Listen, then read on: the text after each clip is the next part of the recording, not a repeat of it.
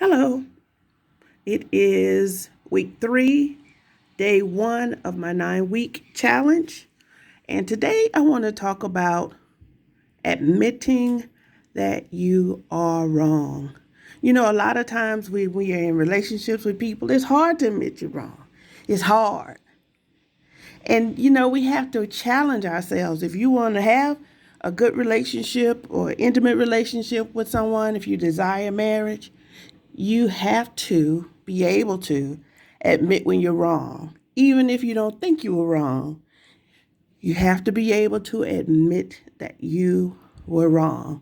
I had a situation one time. I'll tell you what happened. I was seeing this man. I was seeing this man, and I hadn't heard from him in a couple of days. So I was worried. It triggered me. One of my triggers is if I don't hear from people in a while, I think you're dead. Working on that, pretty much got that worked through right now.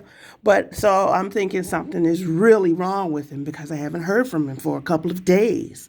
So I got in my little car and I went over his house, knocked on the door and waited and looked. And when he came to the door, I was like, "Oh, hi. I thought something was wrong with you. How you doing? I thought something was wrong. I hadn't heard from you in a couple of days." Okay, so blah, blah, blah, went on from there. And then when I got home, I got a call and he said, "I don't appreciate you coming by my house unannounced." And, it stung me because I was like, I was just concerned about you. I was just thinking something was wrong. I was concerned. It's like, it's disrespectful to come by a person's house unannounced. I let you in because you're you, but I felt disrespected and it really hurt me. And I felt like I had been stabbed in the chest. And I was like, I didn't mean to hurt you. I didn't mean to. I was just concerned about you. He said, I understand you were concerned, but nevertheless, it hurt me. And I had to sit with that thing for a minute. I had to sit with it because I knew my intentions were not to hurt. My intentions were not to hurt.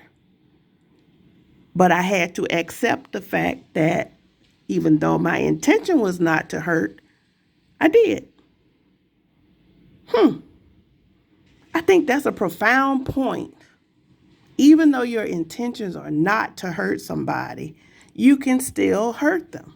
They can still feel hurt by the actions you take. And from that point, I had to apologize because, number one, that's not something that I knew. I didn't understand it.